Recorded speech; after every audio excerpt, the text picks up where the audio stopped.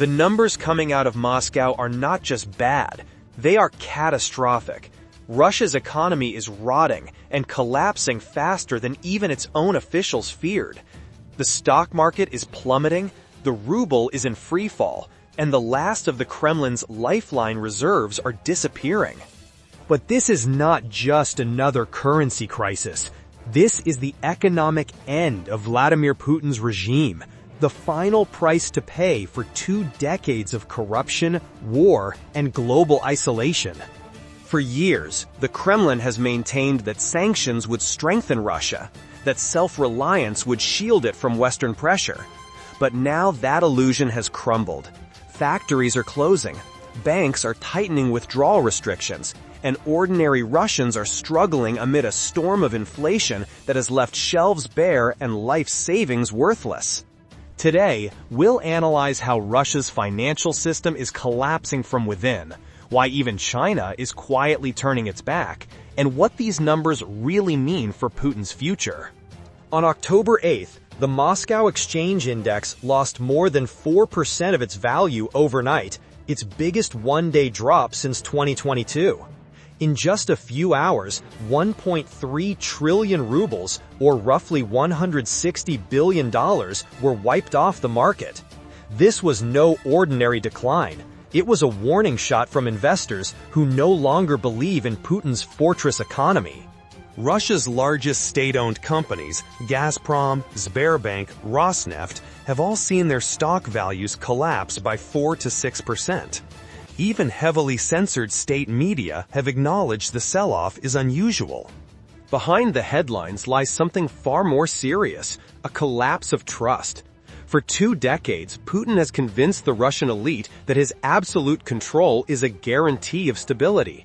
But when that so-called stability disappears, fear replaces all trust, and money flees faster than any street protest. After Moscow officially cut off the last diplomatic back channels with Washington, investor confidence evaporated, like a final door closing on the golden age. Even in the Kremlin, officials have begun to warn that foreign exchange reserves will run out within 2 years if war spending continues at current levels. For the first time since 1998, Russia is teetering on the brink of default, and this time, there is no IMF bailout on the horizon. Look at the raw data, because the numbers tell a story that Putin cannot distort. According to Russia's Ministry of Labor, the country faces a shortage of nearly 11 million workers by 2030. Entire industries, from construction to manufacturing, are running out of manpower. To fill the gap, Moscow is importing migrant workers from Central Asia, but even that is not enough. And as the workforce disappears, Putin clings to his last card, oil and gas. But it is a disaster. Oil is no longer the golden ticket. Drone attacks have crippled refineries across Russia, taking 13.5% of refining capacity offline. Exports through the port of Novorossiysk have fallen 18% year-on-year, costing billions of dollars in lost revenue.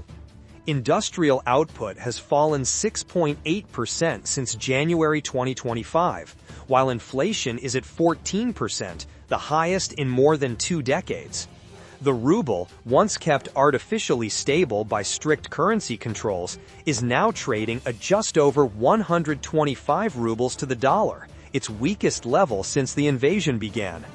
Even Russia's once massive gold and foreign exchange reserves, once a robust $630 billion, have plummeted to $360 billion. Sanctions, war spending, and corruption have burned through nearly half of Russia's savings in less than 3 years. Российские маркетсы bleeded, not from panic, but from cold calculation. Foreign investors are retreating step by step, closing each position with precision and purpose. Large funds in Beijing, New Delhi, and Astana, once Moscow's financial lifeline, are quietly liquidating their holdings. Even Kazakhstan's sovereign wealth fund has withdrawn billions of dollars from the Russian banking system, avoiding being caught in the Kremlin's ever-tightening web of capital controls. Even China's support, once described as unwavering, is fading fast. In 2023, Beijing invested more than $12 billion in Russian projects. By mid-2025, that figure was less than $2 billion, an 80% collapse.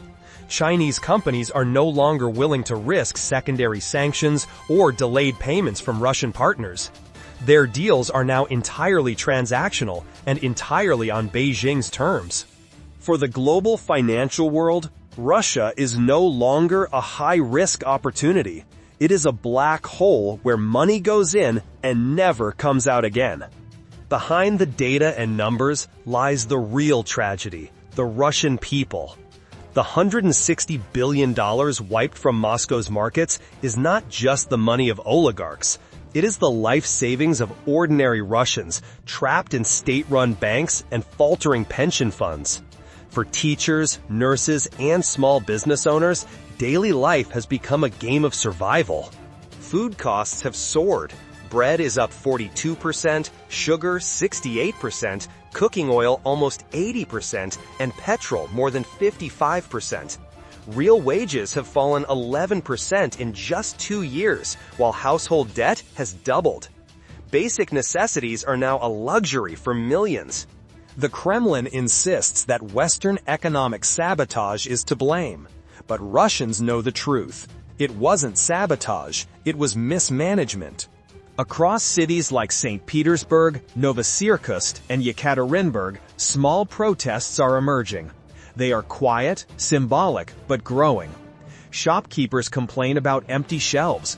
Truck drivers can't afford to fill their diesel tanks, and educated young people are leaving their homeland. Putin promised Russia prosperity and strength. Instead, he has brought isolation, poverty, and a fading future. Putin's war machine has swallowed his own economy from within. Military spending now consumes more than 40% of the federal budget, the highest proportion in modern history. More than half of all state contracts are now classified as defense-related. To finance the war, the Kremlin has slashed its social programs. Health spending has fallen by 30%. The infrastructure budget has been cut in half, and education funding has hit a record low. At the same time, Russia's national wealth fund, once valued at $180 billion, has shrunk to less than $60 billion.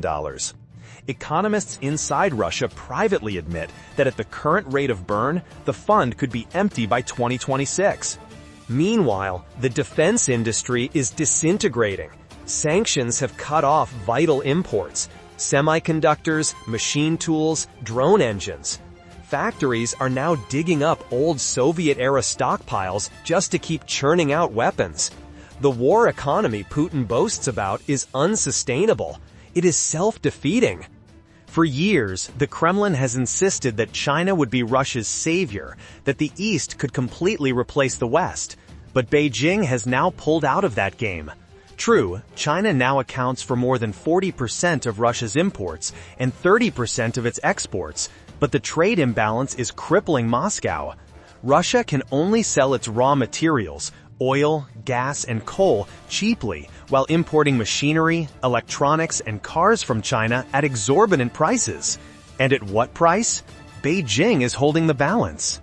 Russian crude is now sold to China at a $25 to $30 per barrel discount to Brent.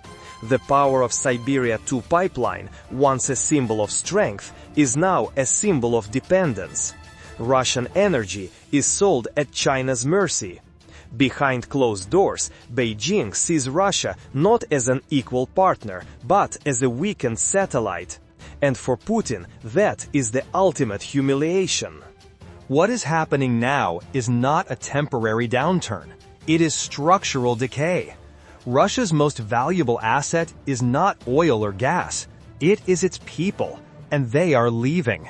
Since 2022, more than 1.5 million highly skilled professionals have fled the country: engineers, doctors, IT workers, scientists. It is the largest brain drain in Russia's modern history. Universities are starved of funds. Private tech startups are dying. Foreign companies that once provided jobs and expertise have closed or moved abroad. The Kremlin's obsession with war and control has stifled innovation. And without innovation, there can be no recovery.